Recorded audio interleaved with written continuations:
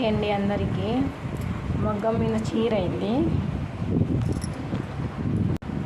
మగ్గం మీద చీర తీస్తున్నాము, చూపిస్తా చూడండి.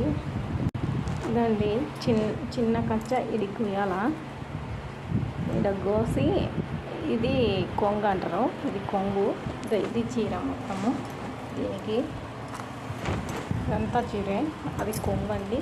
ఇలా కుచ్చులు వేసుకునేది దారాలు ఇవి, ఇట్ట పేడి కుచ్చులు వేస్తాము మేము. చీర కోసేసాము, తీసుకున్నాము చూడండి. ఇది వేరే దాని చీర, బేల్. ఇది కొంగును బేల్ అంటాము మేము. కల్పిస్తాము చూడండి.